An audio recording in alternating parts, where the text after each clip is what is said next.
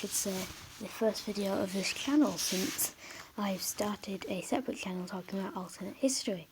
You may be looking at the map on screen and realising lots of weird things like over here and there and stuff like that. But this is a map of alternate history. I'm going to be explaining how certain things like this have happened and why they've happened. Some of them have absolutely no reason. Just a disclaimer before we get into it. This is entirely fiction. None of this is supposed to portray real opinions about the world, and none of this is supposed to portray anything that I think could actually happen. I've done very little research into whether these situations would happen, so this is all just things that I thought up and thought would look good on a map, really. Okay, so let's start. So you may notice that Portugal has joined Spain, but the Balearic Islands, I feel like I'm saying that wrong, but I think I'm not, have left as their own nation. There's also this thing here, which I'm really bad at using this tool to circle things, but you know. Now, this could be many things, but this is supposed to be the Eastern Roman Empire. So, when the Roman Empire split, there was the Western and the Eastern took a really long time to fall to the Ottoman Empire, though in this one it's a much more reduced Ottoman Empire. And then when they took Constantinople, which is now Istanbul, that's when it fell. And then there have been other claims to Rome, like in Russia and places like that in real life. But the Eastern Roman Empire was the last of the two halves that came straight out of the Roman Empire, if you understand what I'm saying. But in this one, they managed to hold back the Ottomans and stay as a powerful empire. But still, since they were still quite an old society, because they're still emperors, and they kept the feudalism up into like the 21st century and stuff like that, they started to fall behind in a similar way that Russia did, where it started to fall behind the other areas in Europe. And then eventually, when Italy was reunified, it made the Eastern Roman Empire a puppet state, which means it like almost controls it, but they do have some sort of autonomy. You may notice that there's this little thing here, which I feel like I've circled to make it worse, where they almost, let me just zoom in on that. Oh, that's a terrible zoom. Okay, so that's close enough. Where they almost border, but they don't quite because of this little area in purple. So, yeah, that was causing anger. So they decided to split this island between them so that they could have a border somewhere. So yeah, that's what this bit's all about. It also causes this area because the Ottoman Empire was reduced, so it had less power. Let's move on to this area. So you may notice that where Russia would be, it's almost split like in two. I mean, obviously that way it's a lot bigger, but on this map it looks like it's almost in two. So the Russian Empire, as I mentioned earlier, started to fall behind Europe in real history, and eventually, because it had gotten even worse in World War One, there was a revolution which formed the Soviet Union. And in this one, I'm going to say that they tried to do it like earlier, so it wasn't quite as successful.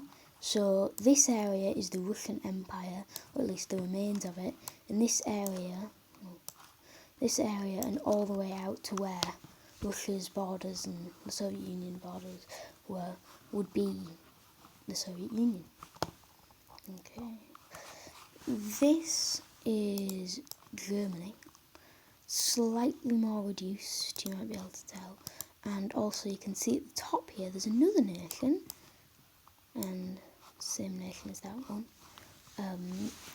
So at the end of one of the world wars, I couldn't really decide which one would have made more sense, they split off an area and made it Prussia. So Prussia, in real history, was in the Holy Roman Empire until that collapsed because of Napoleon, and then they were part of the German Confederation with Austria, and those two were kind of the most likely candidates to reunify all of the German states, and Prussia ended up doing it, creating, well, the German Empire, I think, is the first one that they made. So yeah, in this one, they got rid of Prussia from their lands. Yeah, so they had Prussia taken away is probably a better word, and so that separated that area off. The next area we're going to look at is here, the purple one. So you may notice that this is where a lot of nations are in real life, but here it's supposed to be the Austro-Hungarian Empire. Now, although in this universe it technically never fell, it also was a much weaker nation compared to what it once was. And down here you have Serbia, but most of the other ones were taken by Italy and the Eastern Roman Empire. This bit I didn't really have that much an idea for, it was just kind of to add some countries, but yeah. So the next area we're going to look at is here. So in real life, let me just actually zoom in, that'll make it easier to see. In real life, this area is like where the sea is, you can see, that wraps around this little island. That's just land. But in this one, probably the most unrealistic part of it, nothing else changes except there's a little gap there. Also, the southern part of Belgium has split off from the rest of Belgium, and Belgium, after the island split off, took a bit more of the Netherlands. Okay, now the next that we're going to move on to is France.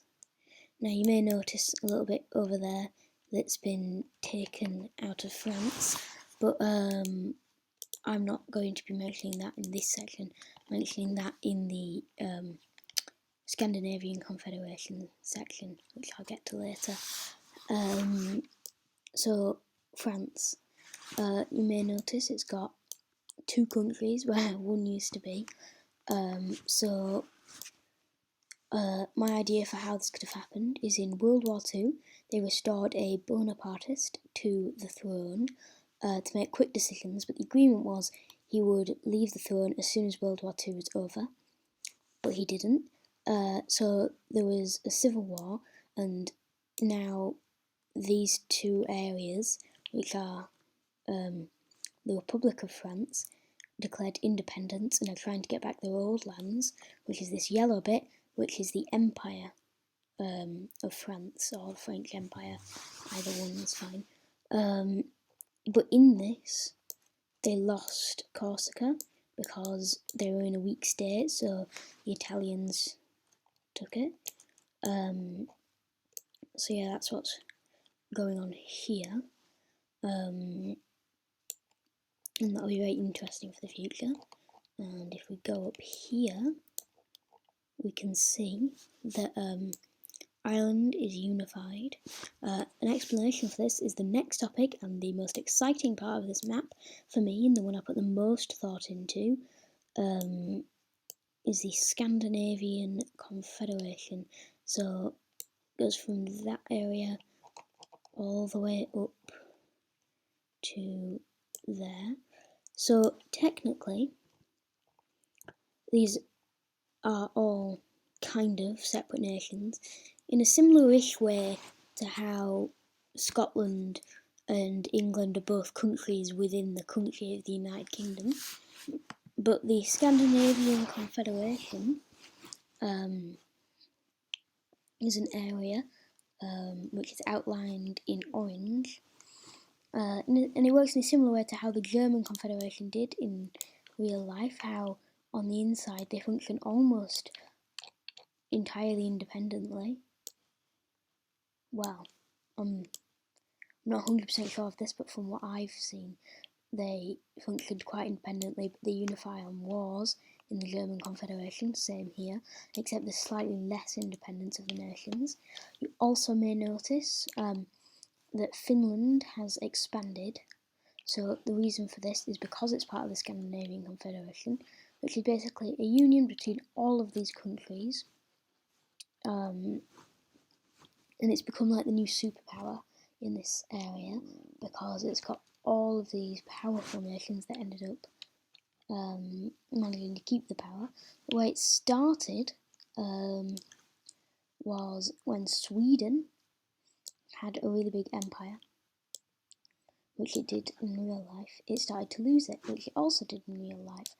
But they wanted some way of preserving an opinion in the other one's politics and being able to vote, so they created the idea of the Scandinavian Confederation. So any nation that left the empire was asked to join the Scandinavian Confederation, and it took a little bit to get all of them to join, especially Denmark, with how they didn't have the best relations with each other in history. But once they'd all joined, they were very, very powerful, which is why they could get those lands and this land. But the reason that the UK joined was it wanted help with its empire and other similar things, they wanted to be able to get more money, and they thought that this was going to be the next most powerful nation, which they were correct about. And you may think, well, how is it Scandinavian? It's not on the Scandinavian peninsula, it's not like owned by a Scandinavian area or anything like that. But the reason that it is part of the Scandinavian Confederation is they made an agreement where any country with a majority coastline in the North Sea was allowed to join if they're in Europe. Forgot that bit as well, but yeah, if they're in Europe. Basically, the way it works is they've all got their own councils and stuff that put laws forward, and they go up and up the hierarchy. I may make a separate video just explaining the councils and stuff. And then there's a council for the entire confederation, which votes on whether that goes forward or not. Now you may notice this little area has been given to Britain. For a period of time, Brittany, which is this area, was separate from France, but because, like how the Italians got Corsica because France was weak, Britain got Brittany because France was weak, but Ireland was separated because joining the Scandinavian Confederation would put another border which isn't allowed between Northern Ireland and the Republic of Ireland. So they decided to let them reunify. This is probably something, maybe one of the most unrealistic political things where they just let them, because I don't think the UK would want to just let them, but I don't know, maybe they would. But they let them reunify so that they could join the Scandinavian Confederation, and this became the most powerful nation, which you'll be able to see its impact in other continents to do with like colonising, which I may make videos on later. And I think, if I'm correct, that's all of the nations. Let me just zoom out a bit to make sure. Yeah, I think it is. So it's obviously very different to real life. And obviously, as I said at the beginning, very unrealistic. I have mentioned some topics that actually happened in real life, and I have tried my best to keep them as truthful as possible. If I have forgotten something, because maybe when I learnt about history I only learnt about one perspective or whatever, if I have gotten something wrong, I apologise. But if there's anything you're interested in, you can research it more. Like to do with the Eastern Roman Empire or anything. And I'm sure there'll be other sources that will be able to give you more information on it. And this was a fun video to make, and it's entirely fictional, as I've already said. But this universe, which I'm going to make other continents for, next one will probably be North America, so not that way.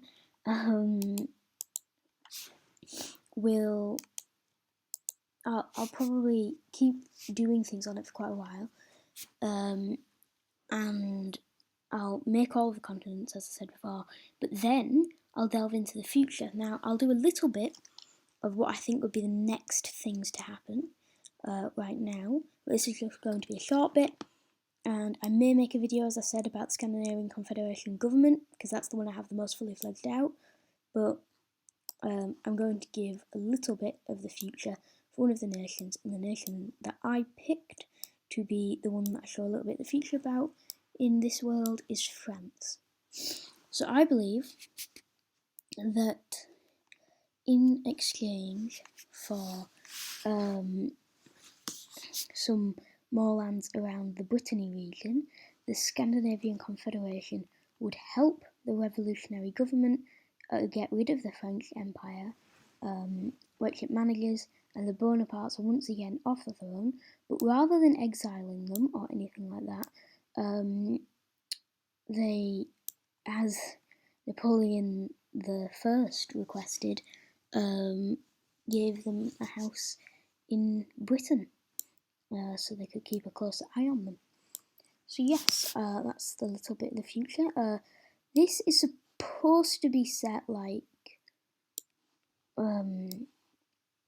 sort of like late 20th century, but obviously there are some things that really in real life wouldn't make sense in the 20th century, like the Eastern Roman Empire and well, Portugal joining Spain, so I'm not sure if Spain is even thinking about that. So yeah, that's a little bit of this alternate history. Oh, I didn't actually cover Iceland, but it is pretty much the same. I think it is the only nation with absolutely no changed borders, though I guess if you count the Scandinavian Confederation, then it does have a changed border. But yeah, so this is a little bit of an alternate history. I hope you enjoy it. If you like it, I'll make more videos on it. If you don't, I'll probably still make more videos on it. But yeah, leave a like if you did like it. Subscribe if you're new or you used to watch my other channel, which focuses on Minecraft, not history. And see you for the next episode. Bye.